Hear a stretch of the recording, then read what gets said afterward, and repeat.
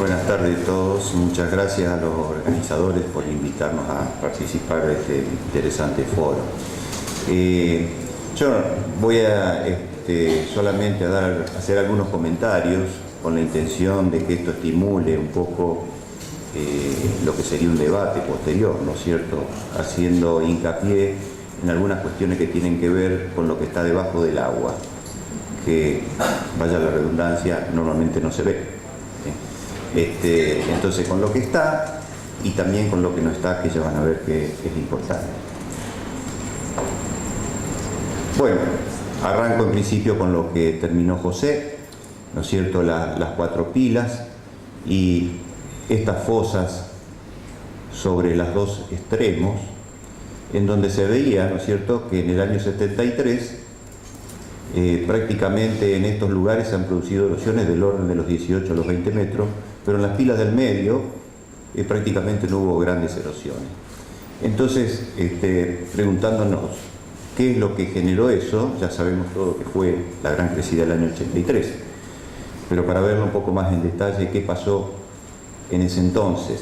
Bueno, hubo una crecida del Paraná muy importante que muchos de ustedes, quienes tienen ya algunos años, la deben recordar, y también una duración importante, duró mucho tiempo.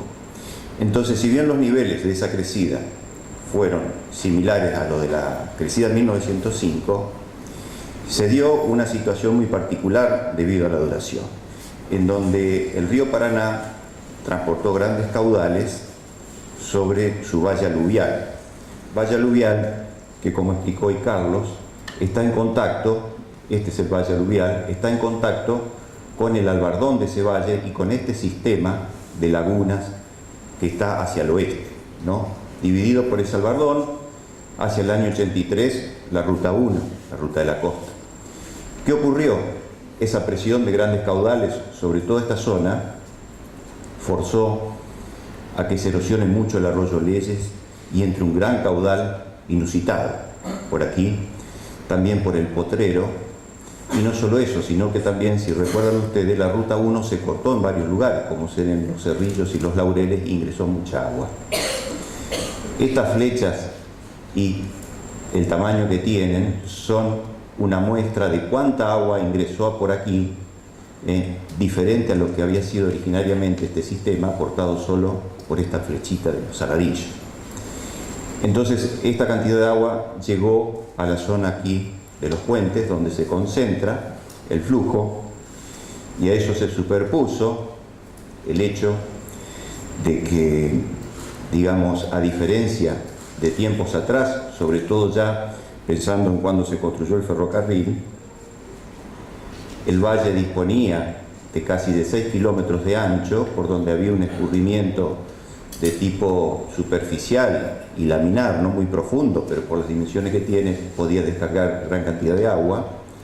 Eso en el año 83 ya condicionado por la ruta 1, la ruta 168, los barrios y las viviendas y las defensas existentes en La Guardia y también en la zona aquí del Pozo y donde estamos, condicionó a que haya una gran concentración de caudales en la zona del puente.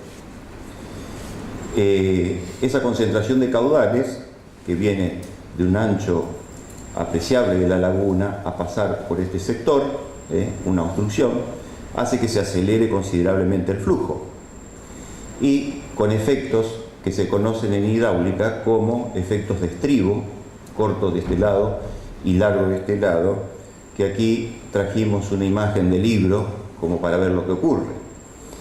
Este es un estribo corto, ¿no es cierto? Entonces el flujo tiene este tipo de movimiento helicoidal, eso genera una gran socavación, ¿sí?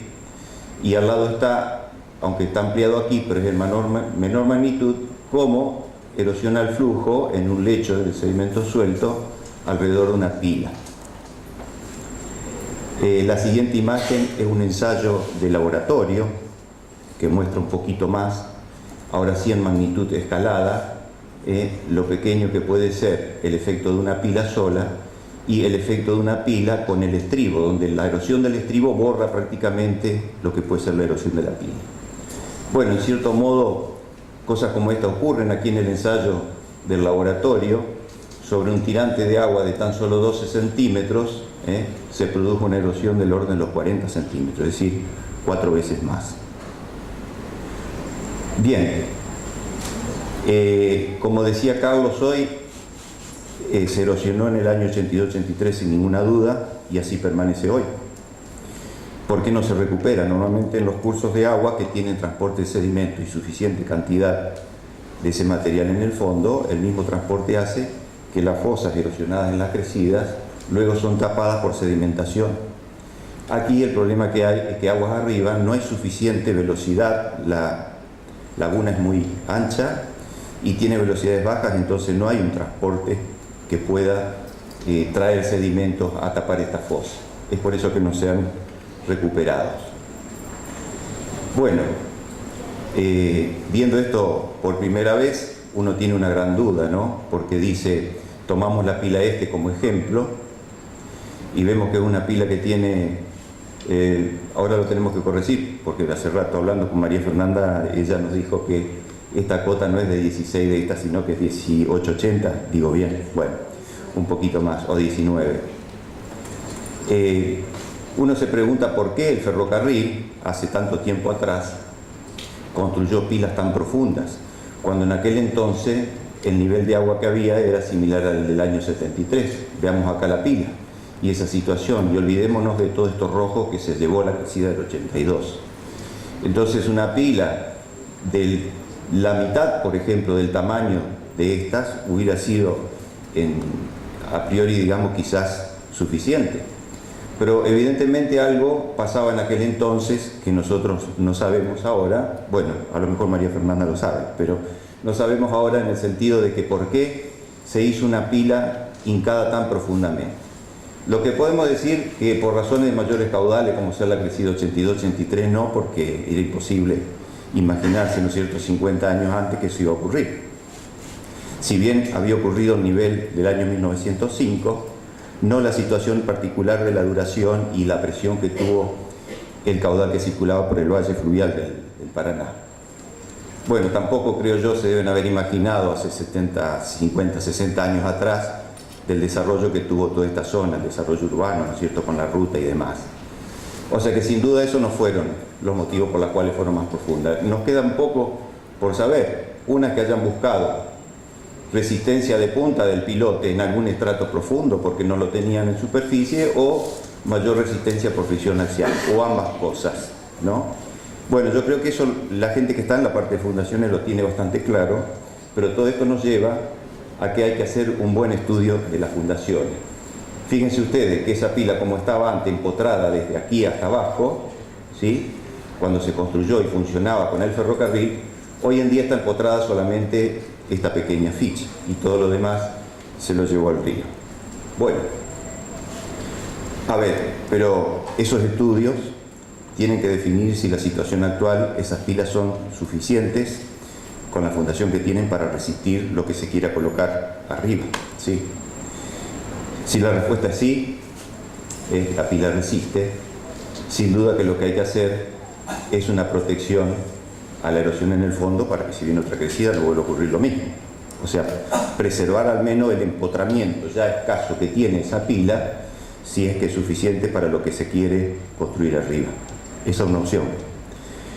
Si la opción de los cálculos es que la pila no resiste, bueno, la protección que se puede hacer como obra son estas que se ven en los costados de la laguna por todos los lugares. Estos son mantas flexibles de bloques de hormigón que están adheridos a geotextil y se pueden colocar en una percha y de esa manera manipularlas y bajarlas en el río, posicionarlas en un lugar y con la ayuda de buzos colocarlas en el lugar que corresponde, es decir, cerca de las pilas.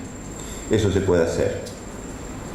Supongamos que la pila no resiste porque no tiene suficiente resistencia, ya sea resistencia a los esfuerzos, digamos, por peso de la estructura de arriba, como también no olvidemos que lo que actúa sobre la pila es una acción de vuelco generada por el empuje del agua, por el viento, etc. O sea que el empotramiento aquí también tiene que absorber ese esfuerzo, ¿no es cierto?, al vuelo.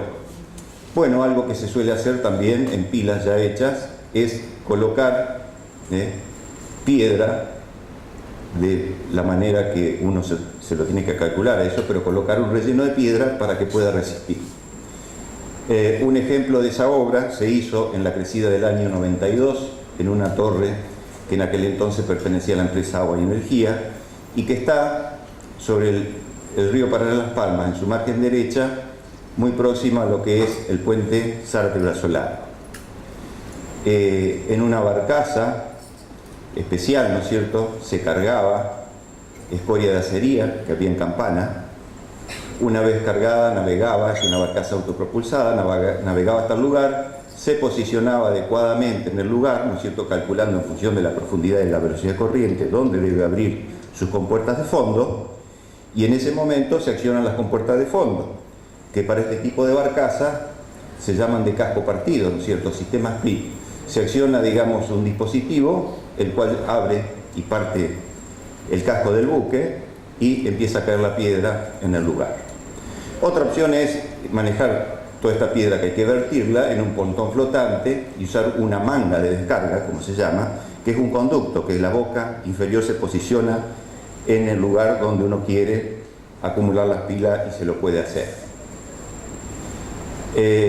Bueno, otra opción puede ser la colocación de arena, que es mucho más económica y la tenemos en lugar, con el problema de que la corriente se la lleva de nuevo.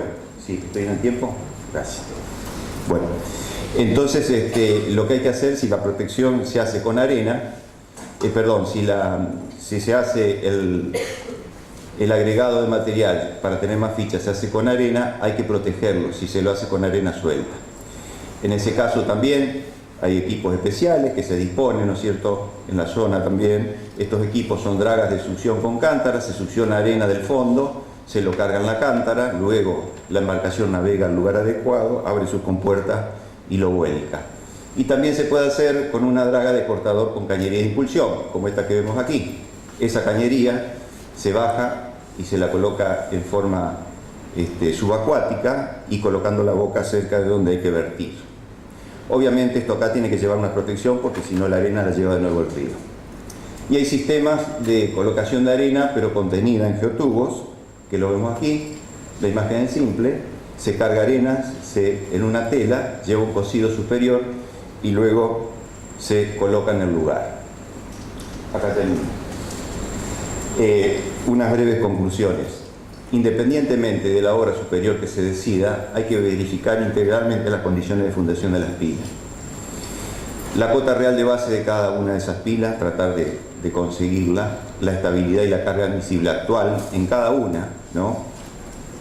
¿Qué erosiones se esperan por una nueva crecida en la condición actual? Eso habría que calcularlo.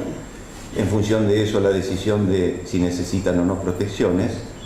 Y analizar la necesidad de fundaciones complementarias. Lo que yo mostré son alternativas, pero hay otras alternativas que la manejan otros especialistas, que es una fundación con pilotes, que pueden ser perimetrales y más profundos, y luego se los arriostra con la pila existente que carece de esa fundación profunda, y eso se hace un conjunto solidario que resiste más. Bien, y por último, nada más, recordar de no olvidar el gálibo náutico aéreo que tiene el puente colgante, que son unos 3 metros más desde la base que tienen actualmente las pilas, ¿no? Porque si no se va a limitar la navegación deportiva aguas arriba. Bueno, muchas gracias.